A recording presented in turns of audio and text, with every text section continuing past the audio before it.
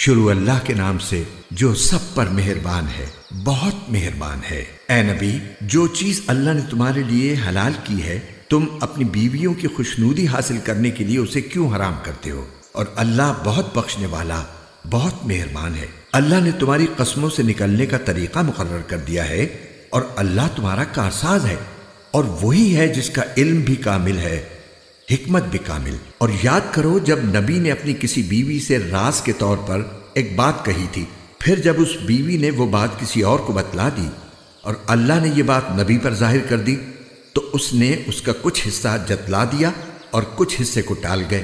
پھر جب انہوں نے اس بیوی کو وہ بات جتلائی تو وہ کہنے لگی کہ آپ کو یہ بات کس نے بتائی؟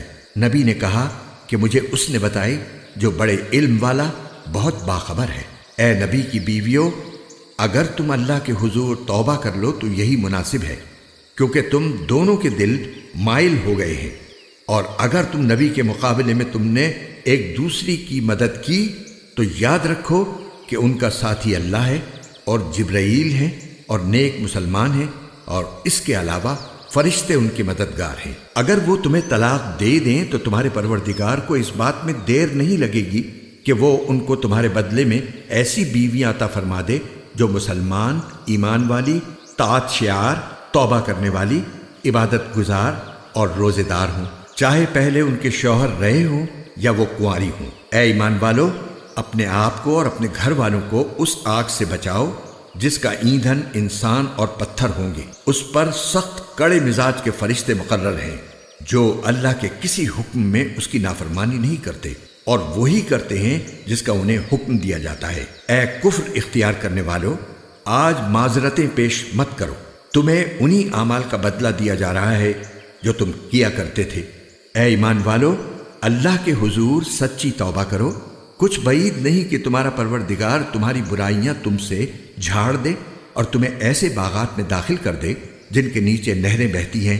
اس دن جب اللہ نبی کو اور جو لوگ ان کے ساتھ ایمان لائے ہیں ان کو رسوا نہیں کرے گا، ان کا نور ان کے آگے اور ان کی دائیں طرف دوڑ رہا ہوگا۔ وہ کہہ رہے ہوں گے کہ اے ہمارے پروردگار، ہمارے لیے اس نور کو مکمل کر دیجئے اور ہماری مغفرت فرما دیجئے، یقیناً آپ ہر چیز پر پوری قدرت رکھنے والے ہیں۔ اے نبی، کافروں اور منافقوں سے جہاد کرو اور ان کے مقابلے میں سخت ہو جاؤ، اور ان کا ٹھکانہ جہنم ہے، اور وہ بہت برا ٹھکانہ ہے۔ جن لوگوں نے کفر اختیار کیا ہے، اللہ ان کے لیے نوح کی بیوی اور لوط کی بیوی کو مثال کے طور پر پیش کرتا ہے۔ یہ دونوں ہمارے ایسے بندوں کے نکاح میں تھیں جو بہت نیک تھے، پھر انہوں نے ان کے ساتھ بے وفائی کی تو وہ دونوں اللہ کے مقابلے میں ان کے کچھ بھی کام نہیں آئے۔